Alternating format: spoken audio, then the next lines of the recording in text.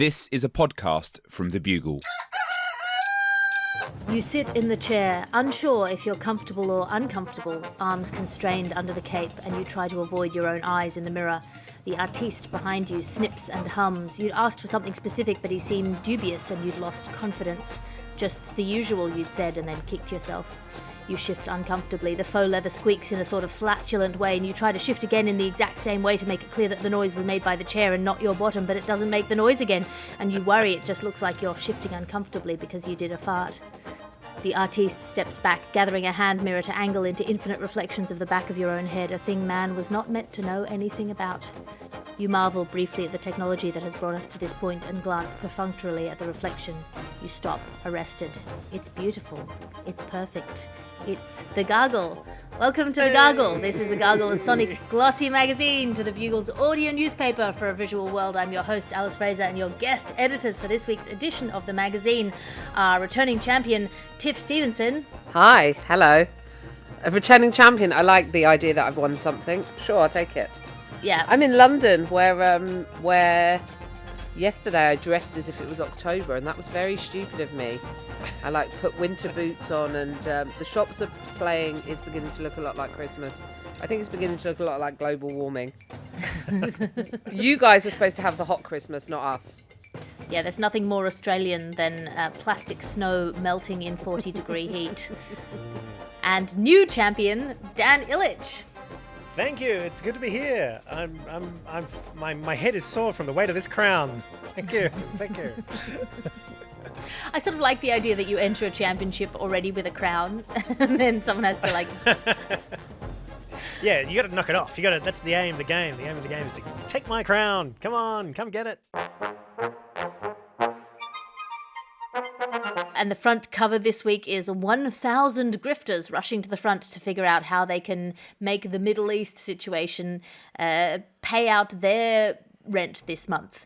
The satirical cartoon is a slender yet busty babe tearfully accepting a crown with various current controversies swirling around her and a sash that reads, misinformation. Lol. Oh, God. I mean, look, I know this is a politics-free zone, but I had to do the Bugle yesterday, and it's always just a horrifying confrontation between your dream of doing the Bugle, which is always so much fun, and the reality of a news week in which some horrifying global news is breaking, and you think, how do I write jokes about this? There is nothing funny about this. And so what I ended up doing, because it turns out I can't read news about the Middle East because I'm too pregnant right now. And all I end up doing is reading a news story and then weeping uncontrollably and going but they're all someone's baby. And so the only angle I've been able to take is finding the worst grifters. Even my their favorite hot takes. ones. Their hot takes. My favourite one is the evangelical Christian who thinks that this is great because it's the next step towards the apocalypse. That was fun. Oh, God. That makes us, second or third tier grifters by commenting on grifters? Is that how the grifter industrial complex works? Are we grifting from the grifters now? Trickle down grifter economics. Yep. We're the flea on the back of the flea. Our top story this week is Vermont news, and this is the news that a small town in Vermont has banned social media influencers from coming and taking beautiful pictures of its beautiful fall foliage. Dan Ilic, we don't say fall in Australia, but you've fallen over. Can you unpack this story for us? Oh, yes. I mean, I'm surprised that this is actually happening because I can't imagine anyone wanting to go out to the middle of the bush to take photos of leaves. Leaves exist everywhere. This is an extraordinary story. There's a small country town in Vermont, and there is a private farm that all these influencers have all seen together on Instagram, and they all flock to this farm to take the exact same shot of them frolicking in leaves in this bucolic kind of setting. They bring their own dressing rooms. This is extraordinary. They bring their own dressing rooms to get dressed into different outfits, and then they have to decide where in this farm they will drink their pumpkin spice latte. That is what's happening here. It is extraordinary. It is so bizarre. It's turned this small town or this small farm into a global tourism destination. And it's so strange the way the Americans kind of articulate fall or autumn, as the rest of the world talks about it. They say that all the tourists have turned up in peak foliage season. Peak foliage season. I'm pretty sure in Australia we don't have peak foliage season. We've got peak spider season, peak moth season, and there's one season that does draw out the Australian influencers, which really annoys me, particularly at my old neighbourhood in Bondi Beach, when influencers make their way down to the sand to take thousands of photos of beached backpackers from Britain. They're there in all the shades of pink you can imagine: salmon, rose, flamingo, magenta. This is what we have to deal with in Australia: beached backpackers. We're talking peak beach backpacker season. That's what we've got to deal with. Tiff, would you go to a remote farm to take the best leaf picture? I don't know. We get pretty good foliage here. I mean, autumn foliage is the nickname for my pubes, by the way. Just this is the new NIMBY, isn't it? But literal. Not in my backyard. Do not take photos in my backyard. Make like a tree and just get the hell out of there, guys. They're calling them leaf peepers, which is cute. It makes it sound a little bit saucy. Look at these leaf peepers. I've been to the Sex and the City apartment in New York because it's around the corner from where my friend lives, and that is a very kind of touristy hot spot for selfies. And there is a big sign kind of going, "Do not get on the steps, no trespassing," and they've had to put a chain across it. But I do kind of think that goes hand in hand with going, you rented it out for this iconic TV show. Like, this is going to happen now. Maybe sell it if this is too much. But here's my thought. The town should start charging a toll if it's mucking up the area and no one's there the rest of the time. Like, start charging a toll to come into the town. That'll put off a bunch of them. But do you really want to... I mean, I would say for me, if I was the person in the photo, do you really want to be photographed next to natural beauty anyway? Because it's only going to show you up. You need to learn this as a lesson. Like, I don't look as good as an immense sunset. I cannot compete with that. Like, when I was in Norway, I once took a photo of myself next to a fjord, and I was sure it made me look fat.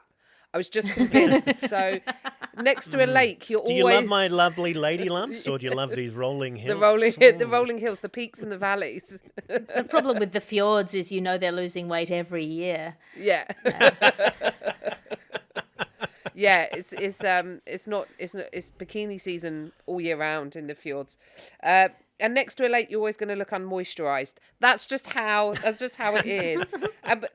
But Dan's right. People are turning up with changing rooms and different outfits, I read that and I just went, I hate everyone. Like, because if you're doing it to that level, if you're bringing a changing room and a photographer and everything else, that means you have sponsorship and you're getting paid. So, like, do the decent thing and hire a place to take your photos, and then you can live stream your fashion show while a cow shits in the background and no one cares. But like, this is someone's house that they're like, this feels a little bit like we can't, and all the locals are like, I'm just trying to get to work and I cannot even drive down the road. I think the thing I find most offensive about them bringing changing rooms is the hypocrisy, because they're willing to peeping Tom at the leaves, but they're not willing to let the leaves have a look at their bumhole. Fair. Yeah. Either I can look at you and you can look at me. Yeah, that tree over there's a right perv. It wants to see what's going on. Yeah, it just... What kind of outfits are they doing? Are they doing a full year of a fashion parade? Well, no, they're doing their autumn. Summer, They're sort winter, of doing autumn. Their autumn outfits. Just autumn. Just autumn. Yeah. You'd want to do it all at once, particularly in foliage season. You want to do bikinis in foliage season. You want to do everything in foliage season. I mean, the thing about Australia is we have very few, if any, native deciduous trees. So in our autumn, which we don't call fall, but the occasional tree will drop a leaf. And I quite like to walk around in foliage season and point at the trees that are dropping leaves and go, "Imposter, intruder, go back to where you came from." That's my favourite. We do something very similar in Sydney with jacarandas. Jacarandas are a beautiful pink flower, purple flower from South Africa, I believe. And Sydney is full of these jacarandas. And there's a couple of suburbs when the jacarandas are blooming, people go out and take photos of themselves in certain streets with the jacarandas. But the thing is, jacarandas themselves are also an invasive species. And how all these jacarandas propagated themselves throughout Sydney was this. I don't know, this could be apocryphal, but it's still an interesting story. There's no facts on this podcast. Apparently, there was an obstetrician who, whenever they would deliver a successful birth, they would give the parents a jacaranda that they cultivated at home, and they would plant that jacaranda in their garden. So she eventually kind of could one day look upon Sydney and see all these jacarandas and see where all of her babies have been delivered. I like it. I like the ego behind that. Yeah. No, she's a maniac. The most benevolent form of colonialism. Yeah. But also, can I just flag, I could be wrong here, foliage season doesn't make sense because foliage is, pretty much 75% of the year until the leaves fall off. And foliage just means leaf. So leaf season is, there's leaves in the summer, there's shoots, there's blossom. Leaf season is technically once the leaves have come out and the flowers have blossomed all the way through to, I don't understand. Foliage season doesn't make sense. Tiffany, if you can't name it, you can't market it, you can't make a buck off it. That's why peak foliage. You need to buy a peak foliage season pass. That's the next thing. People are going to be selling season passes to peak foliage season. Like sky, it's like saying sky season. Like, oh, it's sky season. Yep, all year round it is. I mean, it's different shades, but it's definitely sky season all year. Definitely sky season. Your ad section now, because you can't be what you can't buy. Do you want to inculcate a love of horses while failing to represent any of the things that are genuinely part of the lived experience of being near a horse? Try My Little Pony. Small, pastel, and often scented, they're as little like a horse as you can get, while being semiotically inextricable from the concept of a horse. My Little Pony. I contain multitudes. Terms and conditions apply. This ad for My Little Pony is not targeted at the small but generally benevolent demographic of people that want to them, though they do exist. Just ruined. I just want to make that community Miss feel Fraser, included. you have my attention. And you've ruined it for me. You've just ruined My Little Pony. Thank you. There's an incredible piece of internet history, which is somebody sending a cease and desist to an artist who was doing erotic fan art of Twilight Sparkle, I think, and saying that, no, you can't do erotic fan art because she's my wife. I think, could you use her full name? Princess Twilight Sparkle. Let's be respectful on this podcast. And this episode of the podcast is brought to you by Podcasts. Podcasts, when you don't want to be left alone with your thoughts and feelings, but you also don't want to deal with other people. You're welcome. And are you tempted to express an opinion online? Do you feel like all the subtle signals are telling you it's urgent that you first formulate and then articulate an understanding of a complicated situation? Try just not. See what happens. Instead of telling people what you think, try calling a friend or a loved one and telling them you miss them. If you have no friends or loved ones, try drinking half a glass of water. Half a glass of water, as profoundly impactful as a social media post, and 500 times as effective at hydrating you as a loved one.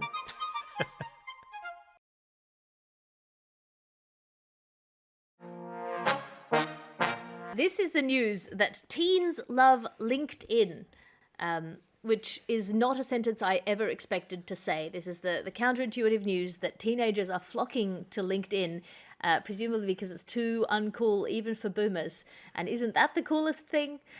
Tiff Stevenson, you're in touch with teens. Can you unpack this? You're about to say I'm a us? boomer because I'm just going to leave the podcast. I'm just going to leave. I would never say such a thing. Yeah.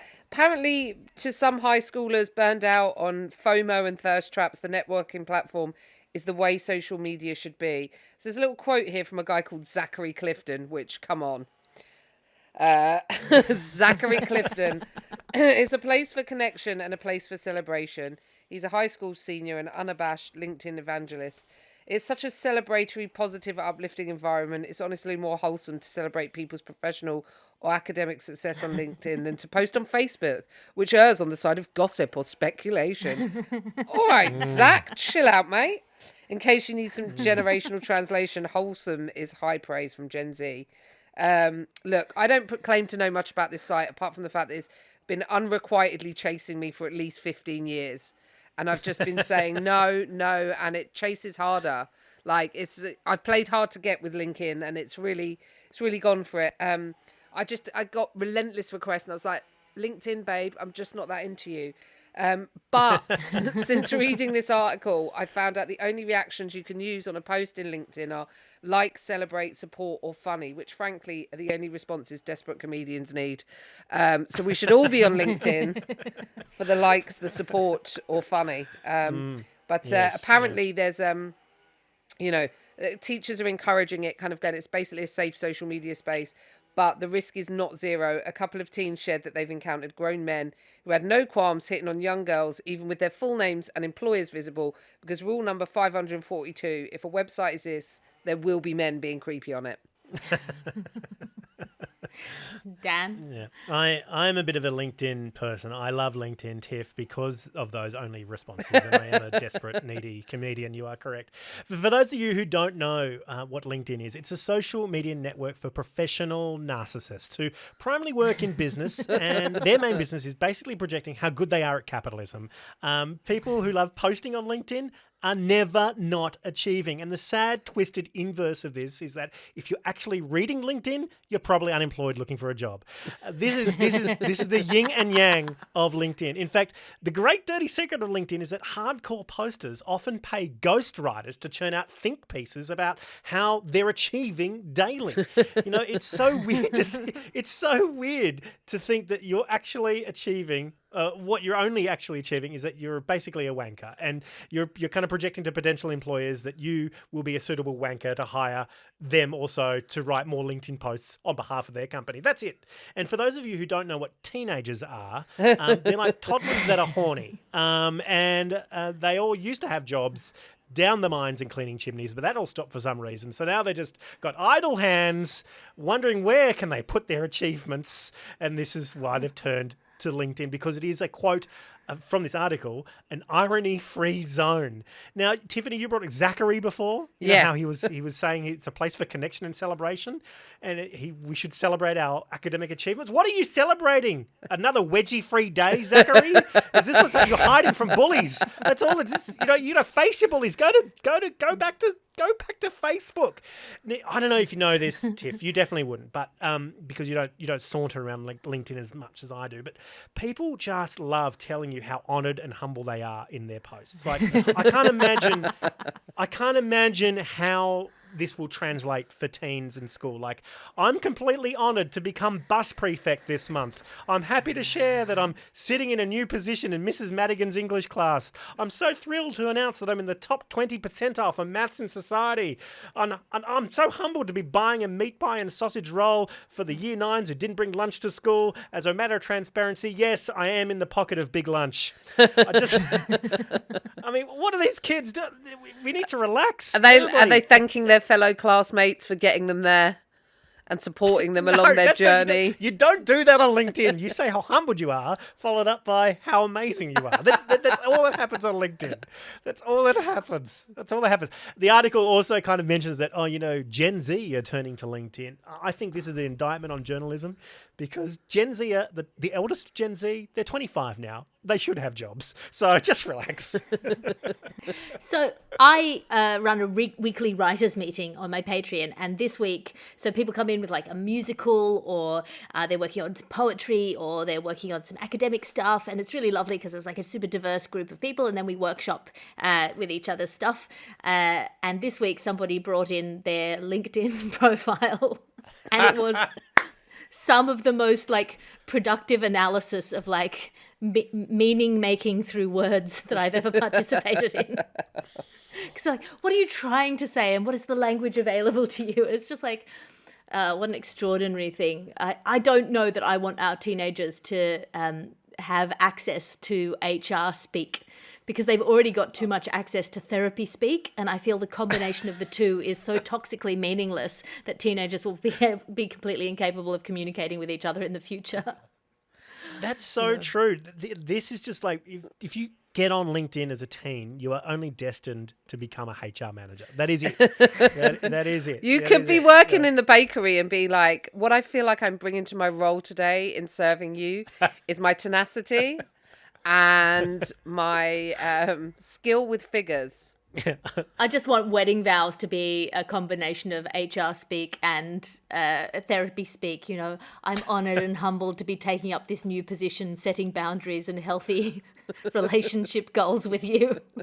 Ugh, it's so disgusting. You know, I know, Alice, I'll tell you offline who does this, but we have a few friends in common who ghostwrite LinkedIn posts for high-flying advertising executives. And I can never, ever take it seriously.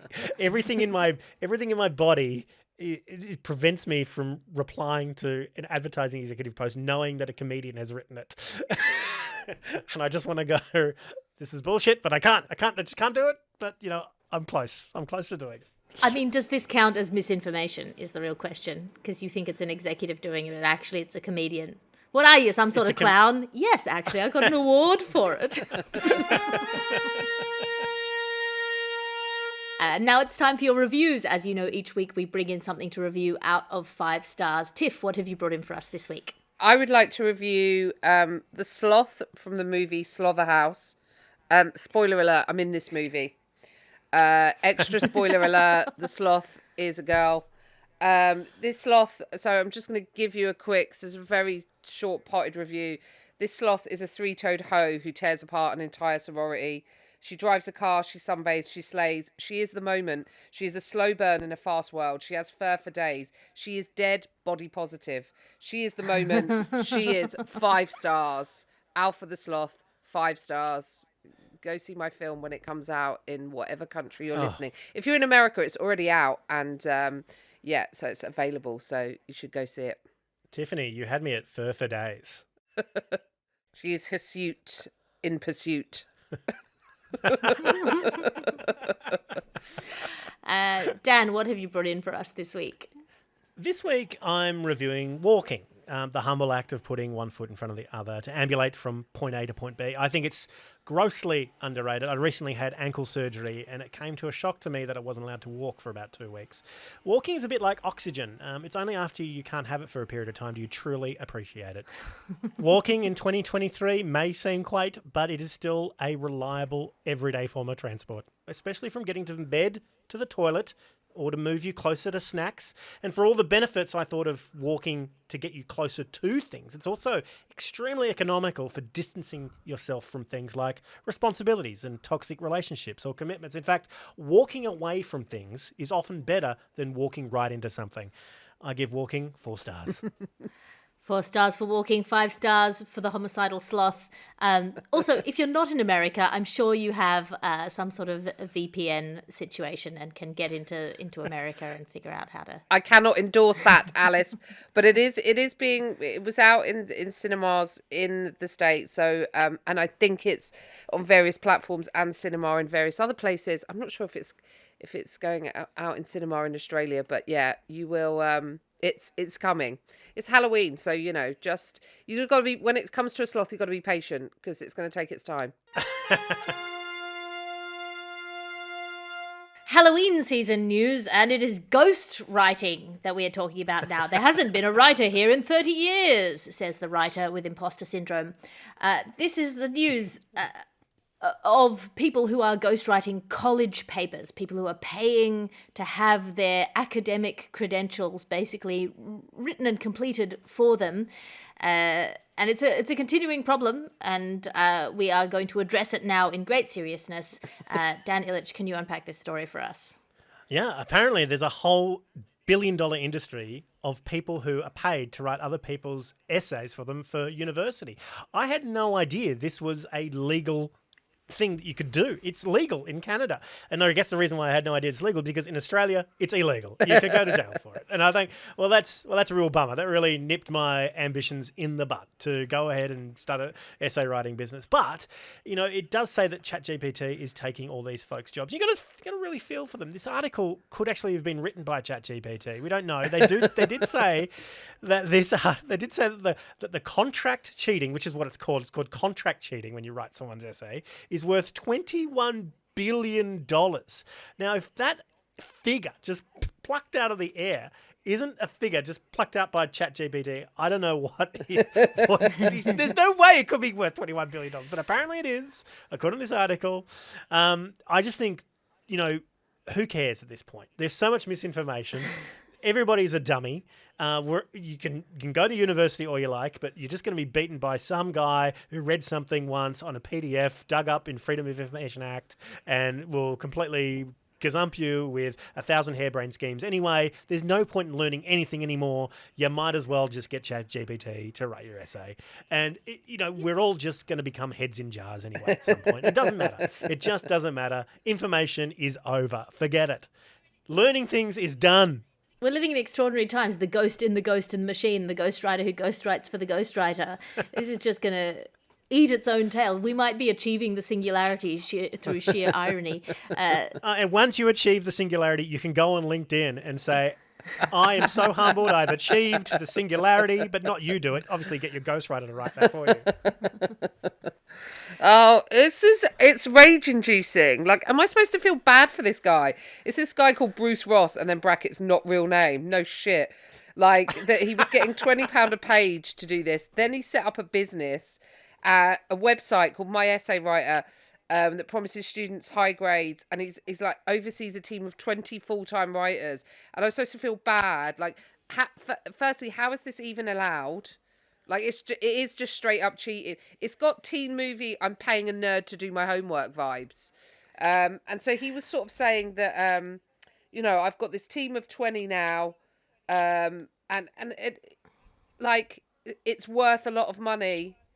And here's what I find interesting is that you've got academic ghostwriters, and they're like saying that their work is fair game in a world where post-secondary institutions are failing their students with false promises of prestige following the completion of their degrees. And he's like, colleges are basically business, and people look at what we do as a no-no, but they don't really question the ethics of what the school system is doing to a lot of the students by making these promises to them. Like, colleges are a business and you're not, sir. What is the ethics of landing a job, then not being able to see through a single bit of the work because you can't be bothered or don't understand it? You'll probably just pay someone to do it for you. You pay them less money. Oh, I get it. He's teaching them capitalism.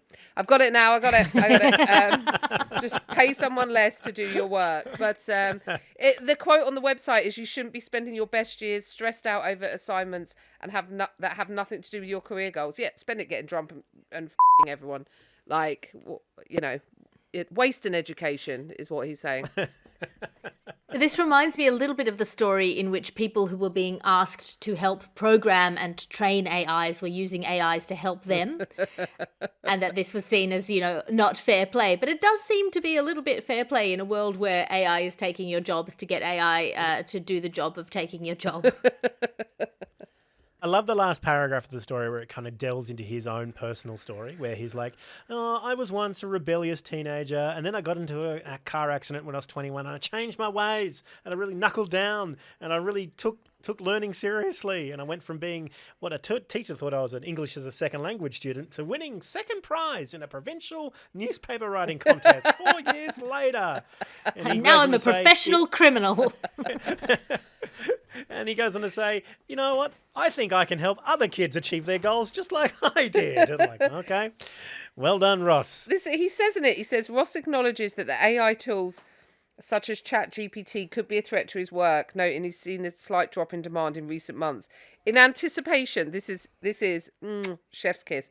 In anticipation of these changes, Ross is already diversifying his business. For example, he's hoping to launch a tutoring division to help students approach their assignments more effectively rather than simply producing papers for them. You mean like teaching? You mean like the thing that they're already paying for? Well, I mean, the way that this man's logic works, I think we can only be glad that he's decided to help them by helping them cheat on their exams rather than by putting them into car accidents so they get the inspiration that he did.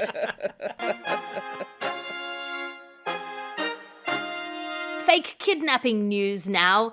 This is the news of an Australian man who faked his own kidnapping in order to be able to spend New Year's Eve with his mistress.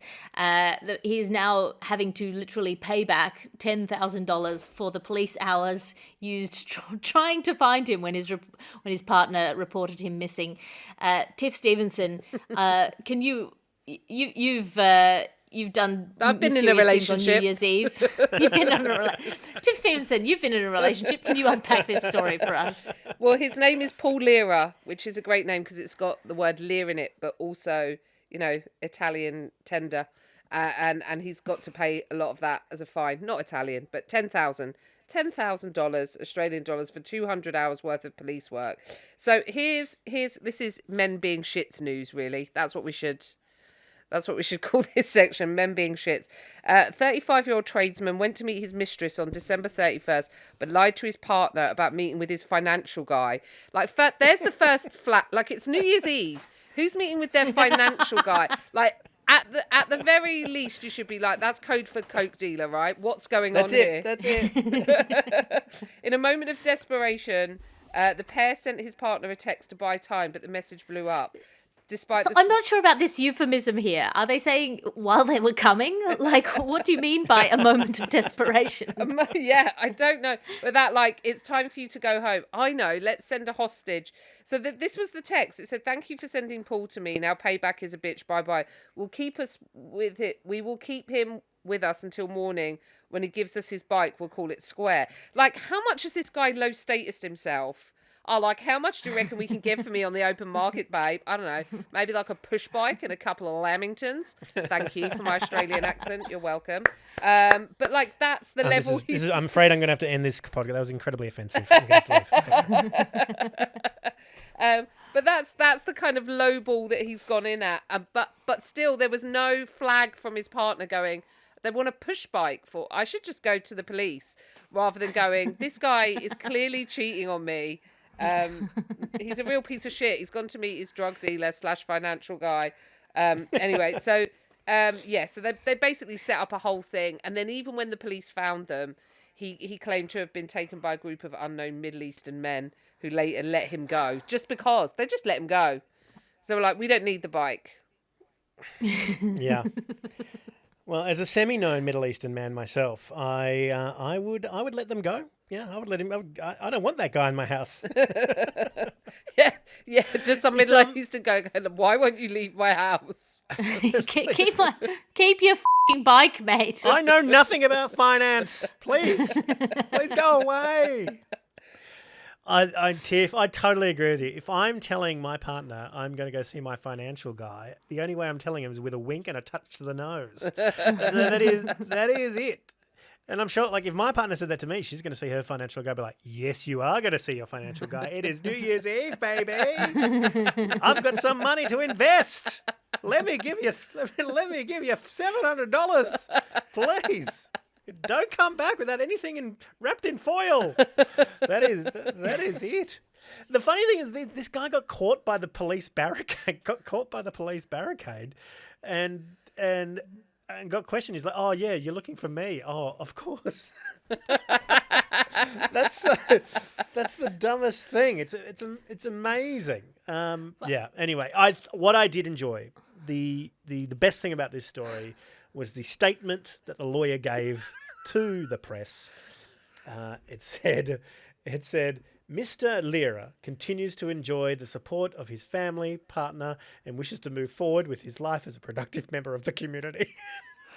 I'm like, that is not true. I'm pretty sure his family and his partner and his financial advisor are not supporting him at all. It said that he'd made tremendous rehabilitative progress, which is like, what's the rehabilitation? Like not being a lying, cheating it. What is? Yeah, I have stopped. In my defence, Your Honour, I have stopped this lady. She was too bad at making up excuses, and it killed my boner. In my defence, Your Honour, it turns out she was an accountant, not a financial advisor, which is a whole other set of regulatory paperwork. And that brings us to the end of this episode of The Gargle. I'm flipping through the ad section at the back. Dan, have you got anything to plug? Yeah, if you like things like the Bugle and similarly to like the Gargle, I guess, but you'd like to think about but you'd like to kind of talk a lot more about Australian politics and climate change, please listen to my podcast, A Rational Fear. You can listen to it at arationalfear.com or wherever you get good podcasts. Rational Fear is a brilliant podcast, a multiple award-winning comedy podcast, and I have guested on it before. If you want to start with episodes that I'm on as a way of easing yourself into the glory that is Australian politics. Tiff, have you got anything to plug? I'm going to plug Old Rope on the 13th of November is the next one, and then the December 11th show. 2 more for the end of the year. So if you like watching stand-ups, do new material, and you're in Central London, or you could get to Central London, there's 2 shows there. And I'm also on tour with Very British Problems, so you can kind of see me around the UK. That's going into next year. So yeah. And listen to all the episodes of Catharsis that are still available. Thank you to both of our guest editors for this week, and thank you to our roving reporters. This week it was just Dan who sent us in the LinkedIn story. But if you would like to be a roving reporter, tweet us at Hello Garglers on the app currently known as X. I'm Alice Fraser. You can find my book, The Dancy Lagarde Reader, available on unbound.com. I've handed in the first draft and we're just putting together illustrations, so it should be in your sweaty little hands fairly soon. Unbound.com. Type in Alice Fraser, because I guarantee you if you type in Dancy Lagarde, you will not spell it correctly. Mine's on pre-order. I've got a pre-order. I can't wait. Oh, I'm so excited. I spoke to my financial guy. He's going to send me a copy. Covered in white powder. You can find me on patreon.com/Alice Fraser, where it's a one-stop shop full of my stand-up specials, podcasts and blogs, as well as my weekly Tea with Alice salons and my writers meetings. You can get all of that for, at the moment, it's still just $1 a month. It is, I would say, insultingly cheap for all of the things that I give you, and it's mainly insulting to me, so get on board before I figure out capitalism. This is an Alice Fraser and Bugle podcast production. Your editor is Ped Hunter, your executive producer is Chris Skinner. I'll talk to you again next week.